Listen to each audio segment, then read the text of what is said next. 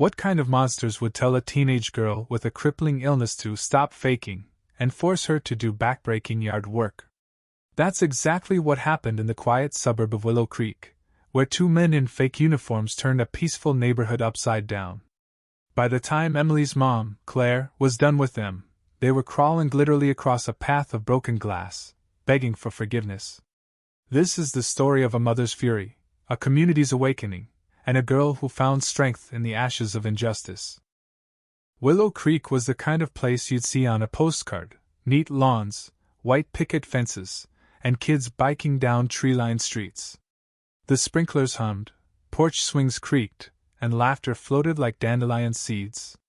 But beneath the surface, the Homeowners Association HOA, as everyone called the things with an iron fist. Their rules were law, their word final, and most folks just nodded along to keep the peace. Emily, a 14-year-old with lupus, lived here with her mom, Claire. Lupus was a beast, draining her energy, leaving her joints aching, and sometimes chaining her to her bed. Yet Emily had this quiet strength, a spark that shone brightest in her backyard garden.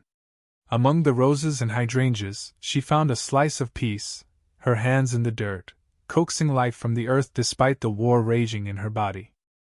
One sunny afternoon, that peace shattered.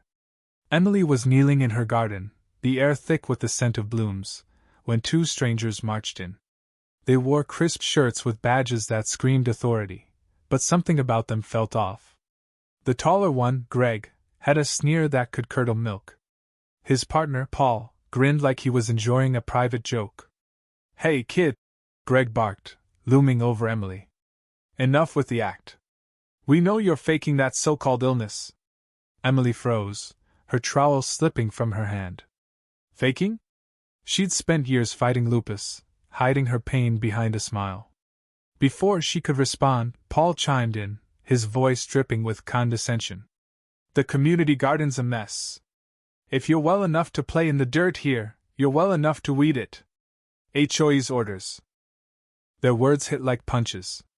Emily's illness wasn't just a diagnosis.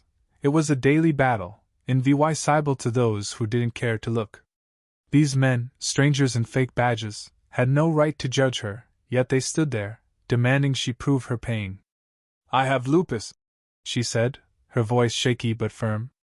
"It's real, and I'm not faking anything." Greg scoffed, rolling his eyes. "Sure, kid. Get to work, or there'll be consequences." They turned and strutted off, leaving Emily trembling, her sanctuary violat. She wanted to shrink, to disappear, but a tiny flame of defiance flickered inside her. She wouldn't let them win. When Emily stumbled into the kitchen, pale and shaken, Claire knew something was wrong. Her daughter, usually so vibrant despite her struggles, looked like she'd been gutted. "Mom," Emily whispered, "they said I'm faking it. They told me to weed the community garden." Claire's coffee mug hit the counter with a clink. Fury surged through her, hot and unstoppable. The HOA was a pain, always nitpicking about grass height or mailbox colors, but this was personal. These weren't just busybodies. They were imposters, preying on her daughter's vulnerability. Claire pulled Emily into a hug, her mind already racing. "Nobody messes with my girl," she said, her voice low and fierce. "We're going to fix this." Claire wasn't one to sit still.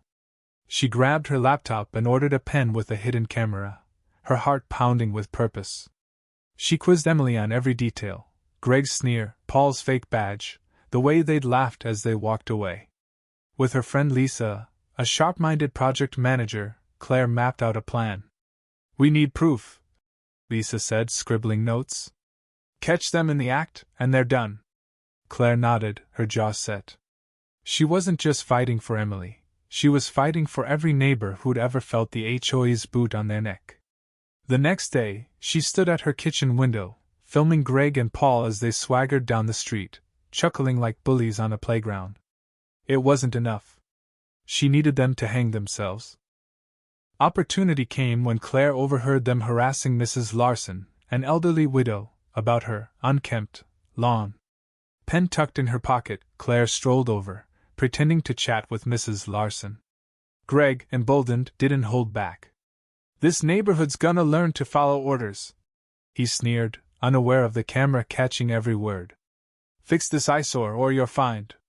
Claire's pulse raced, but she kept her cool, gathering clip after clip of their arrogance.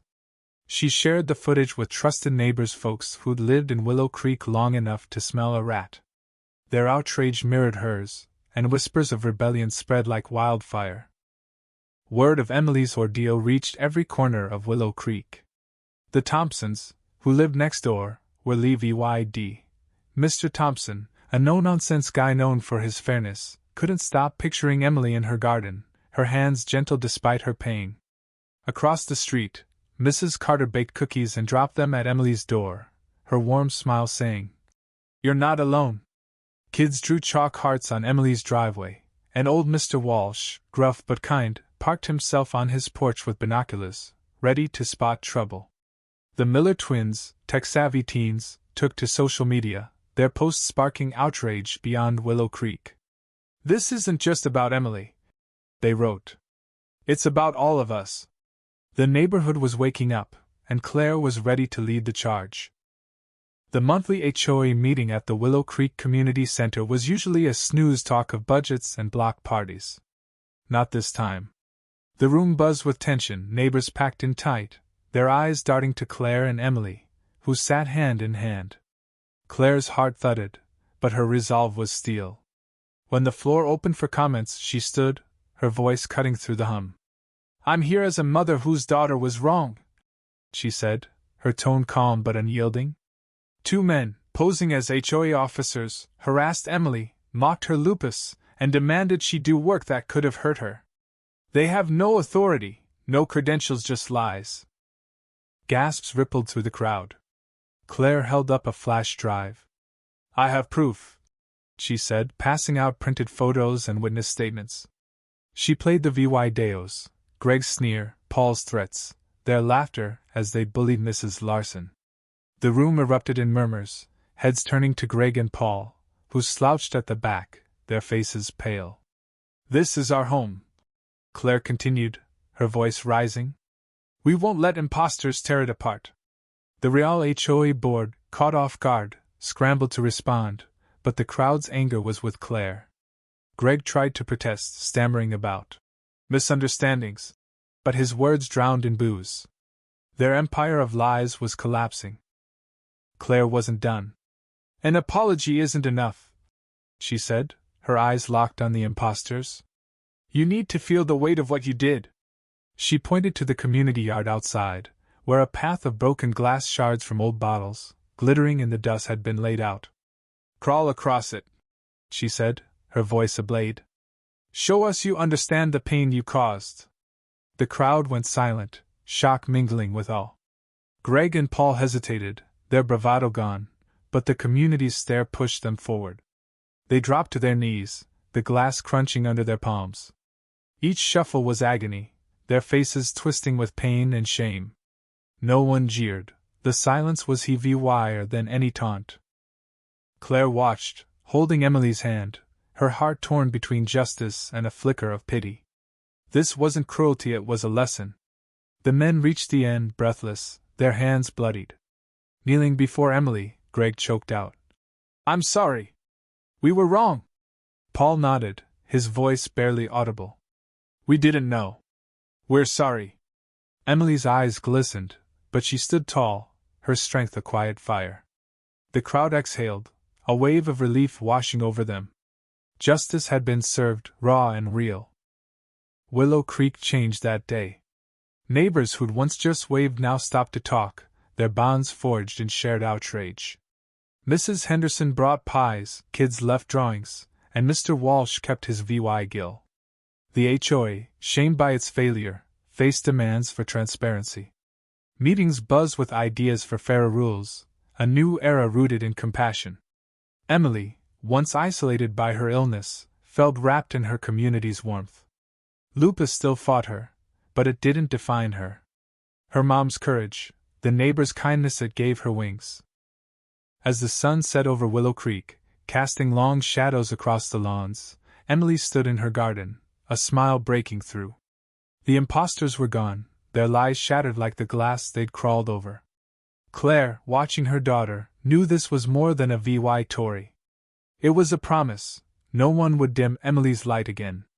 And in Willow Creek, that promise held strong, a beacon of hope in a world that sometimes forgot how to care.